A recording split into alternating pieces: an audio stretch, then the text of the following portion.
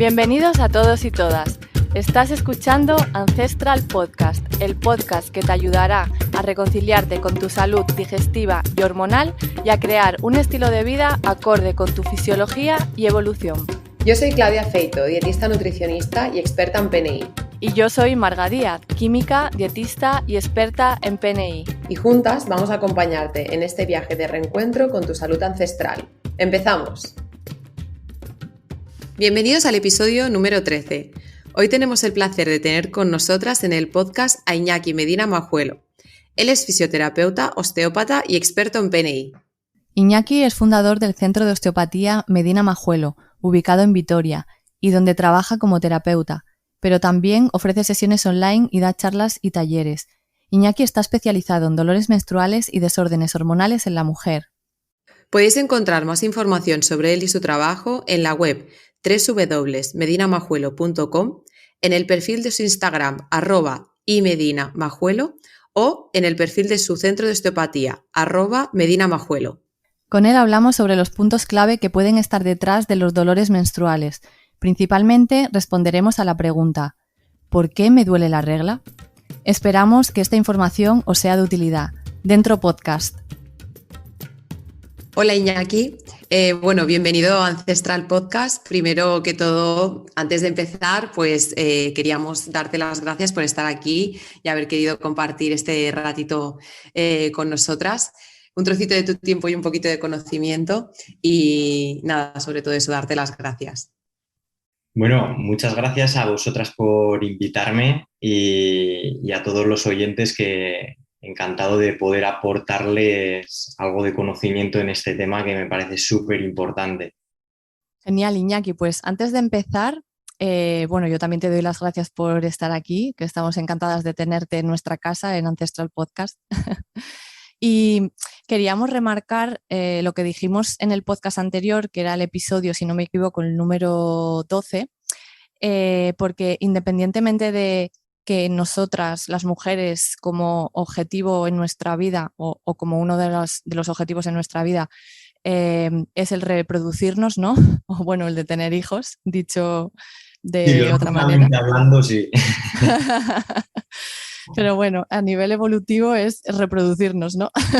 Sí. Entonces, eso, que el objetivo es este, pero en realidad el ciclo menstrual se debería de tener en cuenta porque también nos da pistas de otras cosas que pueden estar pasando. Y nos encontramos a menudo en nuestras consultas, que tú también lo vives, ¿no? Como experto, pues muchas mujeres que no conocen debidamente sus ciclos menstruales o no les prestan atención por el simple hecho de que pues dicen, bueno, pues yo no quiero ser madre, ese no es uno de los objetivos en mi vida y bueno, ¿qué más me da tener un ciclo mejor, un ciclo peor, más síntomas, menos síntomas y no me preocupo por esto, ¿no? Entonces, si te parece bien, te lanzamos la primera pregunta. ¿Por qué deberíamos darle importancia a tener un ciclo menstrual sano? ¿Qué tiene que ver mi salud con mi ciclo menstrual? Si nos podemos empezar por ahí. Sí, totalmente. Aquí, sobre todo que el ciclo menstrual nos está hablando de cómo es esa salud en la mujer y por lo tanto si es un ciclo en donde hay dolor, bien sea a nivel premenstrual, hay síntomas ovulatorios, dolor durante la regla, estamos hablando de que hay mujeres que tienen una tregua de pocos días durante todo el mes, es decir, de 5 o 7 días sin síntomas, y esto es una auténtica locura. Aparte de que luego también es cierto que muchas de las pacientes que acuden a consulta incluso tienen síntomas bastante importantes en el sentido de que ya tienen reacciones vasovagales de mareos, de vómitos y síntomas muy invalidantes. Entonces, el hecho de que tengas siempre este tipo de síntomas durante el ciclo, al final son muy limitantes a la hora de llevar una vida normal.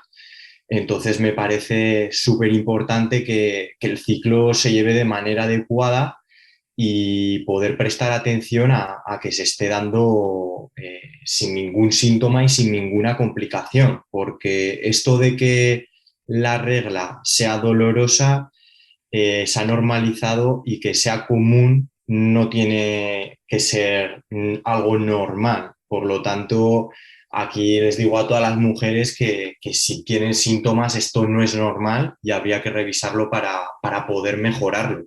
Sí, efectivamente. Además que las mujeres no pedimos ayuda hasta que no tenemos una sintomatología muy exagerada, ¿no? De decir, bueno, es que aquí realmente está pasando algo, pero síntomas que ahora los estamos tomando por habituales, pues por eso no pedimos ayuda, los estamos tomando como normales. Y perdona, Claudia, que te corté. No, no, simplemente eso, que creo que hay muchas mujeres incluso que ya lo normalizan y ya ni siquiera saben que eso es un síntoma que puede venir dado por el ciclo menstrual, ¿no? Porque hay muchas mujeres que creen que solo hay síntomas antes de la regla, ¿no? Pero puede haber síntomas, como decía Iñaki, ¿no? En medio del ciclo, que pueden ser igualmente inhabilitantes y hay veces que ni echamos cuentas, ¿no? Entonces yo creo que es muy interesante tener todo esto en la cabeza, independientemente de, como bien decías, si queremos ser mamás o no, o el objetivo que uno tenga. Entonces, Iñaki, si te parece bien, nos podrías decir cómo debería de ser un ciclo menstrual ideal, ¿no? Fisiológico, en términos pues de duración, de cómo debería ser la menstruación, de toda esta sintomatología que tú decías, ¿no? ¿Cómo debería de ser? Sí, pues debería de ser un proceso que sea congestivo, pero no doloroso. Tendría que ser un ciclo regular, no hace falta que sea cada 28 días exactos, pero sí que entre dentro de unos rangos entre unos 26, 34 días.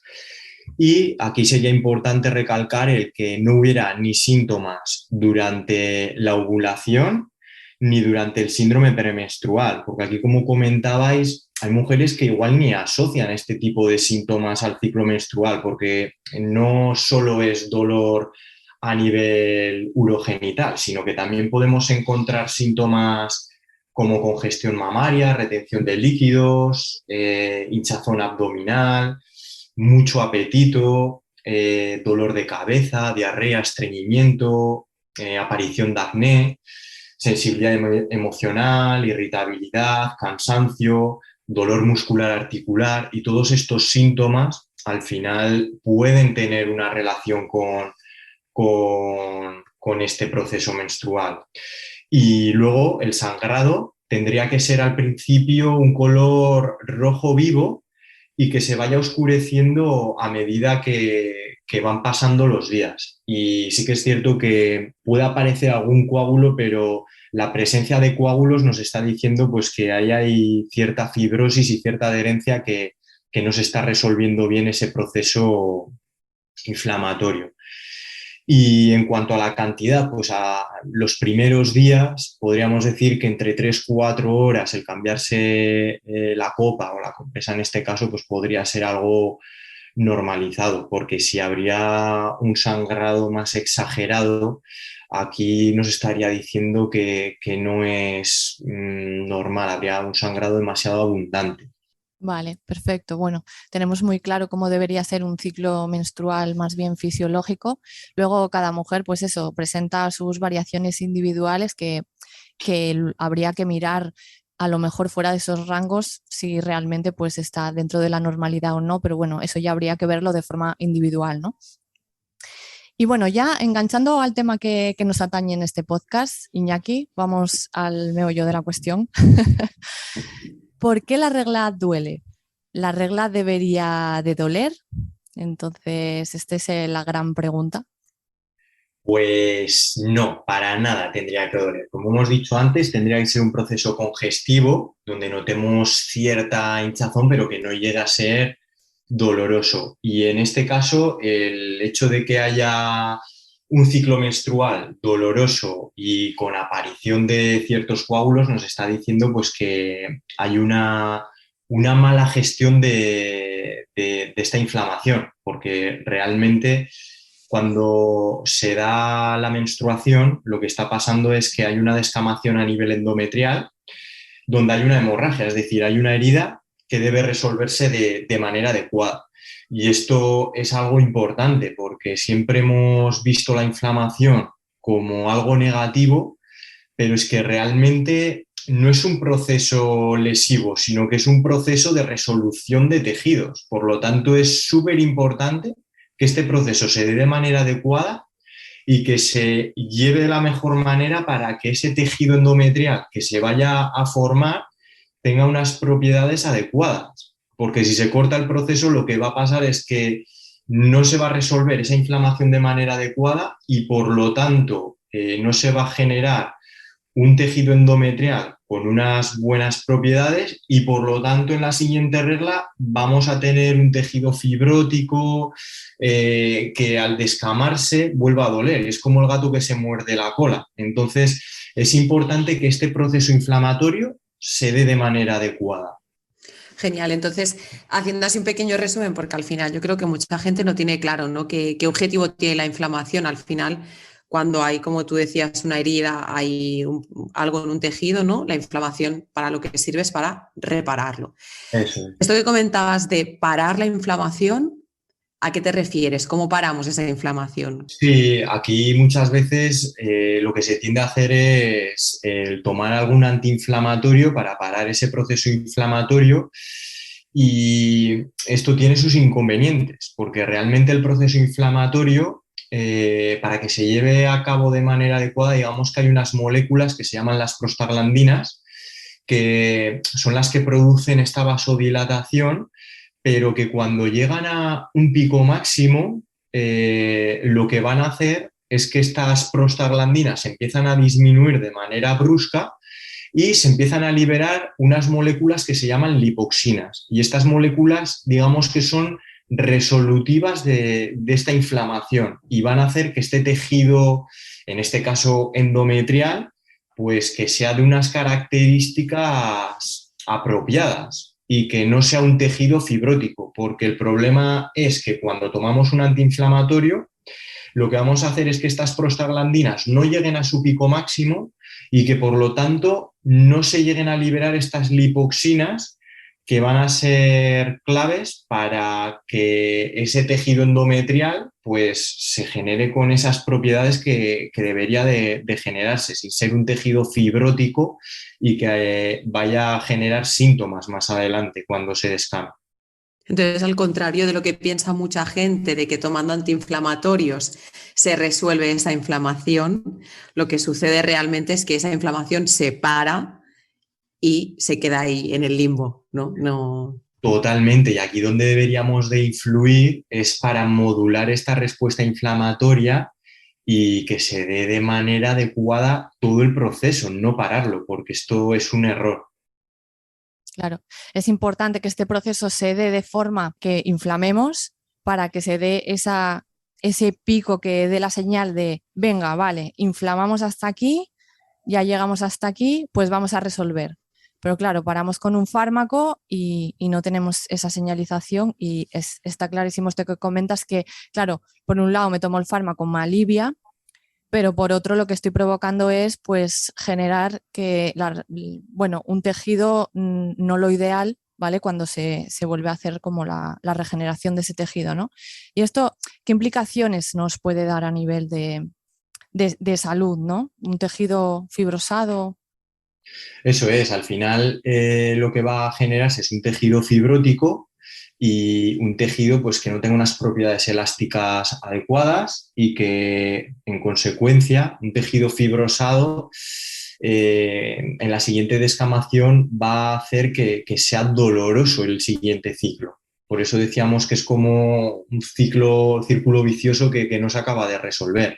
Ya que habrá mujeres que digan, sí, sí, pero con lo que me duele, yo necesito tomar algo. Entonces yo desde aquí les recomendaría que probaran a tomar algún analgésico para no cortar ese proceso inflamatorio y que podamos sustituirlo en vez de por un antiinflamatorio que cortaría ese proceso que estamos hablando. Sí, aquí lo adecuado también sería indagar por qué esa persona pues está teniendo esa sintomatología tan abrupta, ¿no? de inflamación en esa menstruación, ¿no? Cuando se descama el endometrio, en plan, bueno, qué puede estar pasando aquí, porque aquí lo podemos enganchar con la inflamación de bajo grado, ¿no? Este estado inflamatorio basal como silente de base que tenemos todos en general, ya digo, es que bueno, es que como tenemos un estilo de vida que deja tanto que desear en general, pues algo de inflamación de base siempre hay. Y al final, pues supongo que el, el vaso lo va llenando, ¿no? Y entonces, cuando yo pues tengo un proceso inflamatorio y lo uno a mi inflamación de bajo grado, es como que a veces pues el vaso se acaba derramando, ¿no? Claro, totalmente. Aquí cuando hablaba del fármaco es pues en una fase inicial, pero aquí lo que habría que valorar es cómo es nuestro contexto, es decir, cómo es nuestro estilo de vida. Si no duermo y no descanso bien por la noche, si al final estoy tomando una alimentación que no es la adecuada, no hago ejercicio, me paso de horas de trabajo, un estrés excesivo, pues al final aquí estamos inflamando y estamos generando un contexto no apropiado para que esta resolución del proceso inflamatorio se dé de manera adecuada. Absolutamente. ¿Qué puede generar esta inflamación de bajo grado, además de lo que estabas comentando ahora, ¿no? ¿Qué problemas puede haber derivados de esta inflamación? Sí, aquí podemos encontrar, aparte de que pueda haber síntomas menstruales, también puede haber síntomas digestivos, como hinchazón o pesadez después de las comidas. Podemos encontrar un cansancio excesivo, cierta nebulosa mental, a veces que muchas veces nos asocia, pero que la inflamación de bajo grado repercute a todo lo cognitivo. Y en este caso podemos empezar a enumerar, vamos, El infinito. infinidad de síntomas que tienen relación con toda esta inflamación de bajo grado, incluso a nivel emocional, que te puedes encontrar más sensible, más vulnerable, en la toma de decisiones, y todo esto está repercutido por esta inflamación.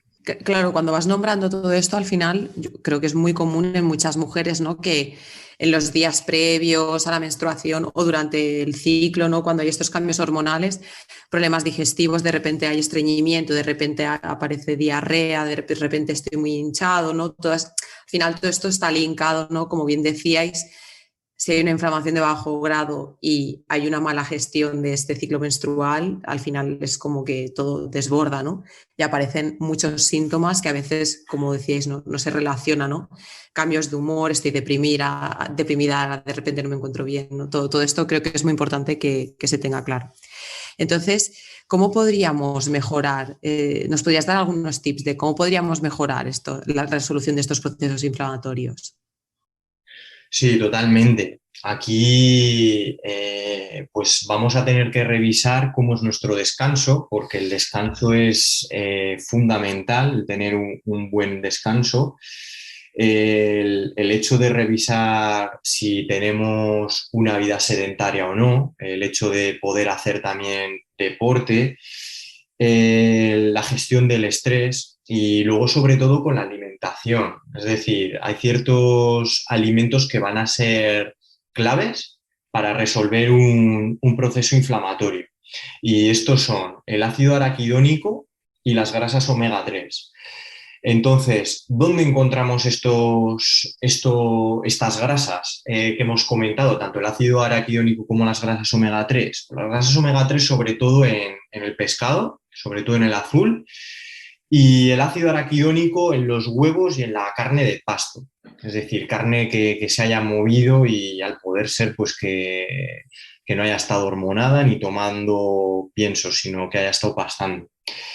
Y luego también es importante pues, que hay ciertos alimentos que van a generar un contexto más inflamatorio pues, que habría que evitar y que muchas veces se consume en exceso, como puede ser en este aspecto pues, los alimentos procesados. Y en este caso podemos decir también que haya ciertas personas que los cereales, los lácteos, las legumbres, el alcohol, pueden generar cierto contexto inflamatorio también. Si este es el caso, habría que reducir durante un tiempo este tipo de alimentos y sobre todo aumentar esos alimentos que tienen esas grasas omega 3 y ese ácido araquidónico para poder resolver de manera adecuada estos procesos inflamatorios que estamos comentando. Habría que revisar a ver si en nuestra alimentación realmente estamos incluyendo estos alimentos antiinflamatorios, porque creo que pecamos de poco, ¿no? Intentar aumentar, sobre todo, que es muy fácil, el consumo de grasas omega 3 derivado de, pues, por ejemplo, de fuentes de pescado azul pequeño, ¿no? Que es muy fácil incluirlo en la alimentación. Lo que pasa que no lo solemos hacer. Sí, bueno, yo creo que hoy en día vamos como un poco al revés, ¿no? De quizás la mayoría de gente tiene una alimentación más rica en procesados, ¿no? En cereales, pan, bueno, todo tipo de harinas, ¿no? Pasta. Y luego de proteicos de calidad se nos olvidan muchas veces y por eso siempre recalcar mucho de que la proteína de calidad que lleva grasa de calidad, ¿no? Es muy importante para resolver todos estos procesos de inflamación y si hace falta suplementar, pero siempre empezando por la alimentación, obviamente. Sí. Y bueno, aquí yo creo que también sería interesante mencionar que, claro, siempre nos enfocamos en qué comemos para, ¿no? Y si dejamos de comer tanto todo el tiempo, ese espacio para el descanso digestivo y para que se den a cabo los procesos de reparación, de regeneración, ¿no? Esto también es muy importante, ¿no? Buah, sí, esto como comentas es clave porque al final un proceso digestivo tarda entre 3 y 4 horas en hacerse. Si estamos haciendo 5 ingestas al día, estamos diciendo que estamos utilizando entre 15 y 20 horas para hacer procesos digestivos y por lo tanto que no se va a gestionar ese tiempo para otras funciones. Aparte que es importante recalcar que a partir de las 4 horas que hemos comido hay unos movimientos que se producen de limpieza a nivel intestinal, que es como una barredora que va a ir limpiando los restos de alimentos que han podido quedar en el tubo digestivo, de tóxicos, bacterias, y que si comemos cada 4 horas, estos movimientos de limpieza no vamos a permitir que se den y por lo tanto vamos a generar un contexto más inflamatorio y por lo tanto un estrés oxidativo que va de la mano. Sí. Y luego, otra cosa que me parece también muy importante recalcar es la capacidad que tiene el ejercicio de generar un contexto antiinflamatorio a nivel del organismo, ¿eh? Sobre todo el ejercicio de fuerza, ¿eh? Es que me parece vital en la mujer incluir este tipo de ejercicio por este potencial que tiene. Bueno, a todos los niveles, ¿no? Pero Sí, sí, sí, esto es fundamental. Al final ya se ha visto que el músculo es un órgano endocrino y que tiene cantidad de beneficios para la salud. Al final lo que haces también es liberar mioquinas, que son unas moléculas que van a ayudar a estos procesos de inflamación. Y qué decir, pues como comentabas antes, de revisar esa cantidad de ingestas que se hacen al día y bueno, pues de mejorar también el abordaje metabólico en este aspecto, que podamos tener flexibilidad metabólica que necesitamos pues para que el cuerpo pueda tirar tanto de la glucosa como de las grasas de fuente de energía. Ya se ha visto que al final hay muchos abordajes a nivel metabólicos, induciendo más pues un sí, metabolismo más basado en las grasas que van a inducir una modulación de esos procesos inflamatorios y eso es que es clave. sí. La relación que tiene los procesos metabólicos con los procesos que lleva a cabo el sistema inmune, lo que llamamos el inmunometabolismo, que es una pasada, ¿no? La relación entre ellos, clave también, sí. Bueno, yo también quería comentar el tema de la gestión del estrés, bueno, a nivel emocional, ¿no? También, que a veces, bueno, ya hemos ido comentando a lo largo de muchos podcasts, ¿no? Pero, bueno, ¿tú qué crees, Iñaki? Yo creo que la gestión del estrés de muchas veces, lo que hablas, ¿no? Que va un poco de la mano al final del descanso, de cómo uno se encuentra, ¿no? Sí, aquí el problema es que hemos puesto al estrés como también algo normalizado y realmente lo que genera es que a nivel del sistema nervioso autónomo, digamos que vayamos con cierta activación simpática, digamos, con cierta alerta constante, y por lo tanto, si vamos con esa alerta constante, digamos que nos está persiguiendo un león. Por lo tanto, los procesos como pueden ser digestivos, de descanso o incluso la reproducción no se van a dar de manera adecuada porque va el cuerpo a priorizar la supervivencia del individuo a la supervivencia de la especie. Por lo tanto, me parece también muy importante el poder tener una gestión sobre el estrés y sobre todo ver qué es lo que está generando esos picos de alerta o esos picos de cortisol a nivel hormonal hablando. Claro, y me parece muy interesante la visión de que al final, obviamente, para el cuerpo no tiene ningún sentido reproducirse, ¿no? Si el ambiente es hostil, ¿no? Si hay un ambiente, si hay ese estrés elevado, ¿no? ¿Qué está pasando, ¿no? Entonces, el estrés es lo que decimos, corta muchas funciones o las limita mucho, ¿no? Y creo que es algo que también se debe tener en cuenta, que a veces quizás nos centramos mucho en otros aspectos y lo tenemos un poco olvidado. Bueno, Marga, no sé si quieres preguntar algo más. Yo creo que por mi parte está todos los temas que teníamos en la palestra, ahí ya los fuimos tocando, pero no sé si Iñaki quiere añadir algo más a lo que estamos comentando. Bueno, aquí decir que aparte pues, de que el ciclo menstrual, para que sea de manera adecuada, aparte de que tenga que haber unos procesos inflamatorios que se lleven de manera adecuada, evitar ese estrés oxidativo, también es importante que haya una buena gestión a nivel de los estrógenos.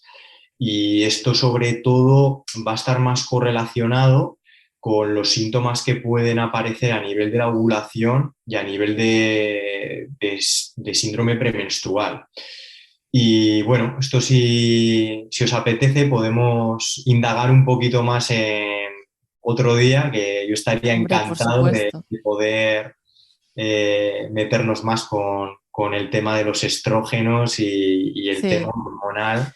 Sí, porque también tiene cierta relación con la inflamación, ¿no? También está un poco ahí interrelacionada la cosa. Podemos tocar ese tema, aparte de lo que dices, del síndrome premenstrual y de toda la gestión de, bueno, si hay reglas más abundantes, que bueno, ese es otro melón que hay que cortar en condiciones. Sí, totalmente, porque si hay un proceso inflamatorio, digamos que va asociado de esto porque los procesos de detox se van a ver bloqueados al haber una inflamación. Entonces es clave también esta inflamación en esa gestión estrogénica, como comentabas.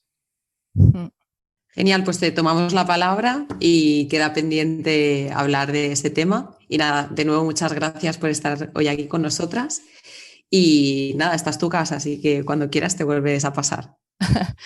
Muchas gracias a vosotras, he estado súper a gusto y encantado de poder estar otro día con vosotras, que vamos, encantado. Pues nada, Iñaki, te tomamos la palabra y nos vemos en el próximo episodio que grabemos, ¿vale? Un saludo. Genial, un saludo. Chao. ¿Te ha gustado el episodio? Para no perderte ninguno, suscríbete a Ancestral Podcast en tu reproductor de podcast habitual. Si quieres saber más sobre nosotras y nuestros servicios o consultar más artículos relacionados con tu salud digestiva y hormonal, tienes toda la info en nuestra web www.clinicancestral.com. También puedes seguirnos en nuestro Instagram, Clínica Ancestral PNI. Muchas gracias y nos escuchamos de nuevo en el próximo episodio.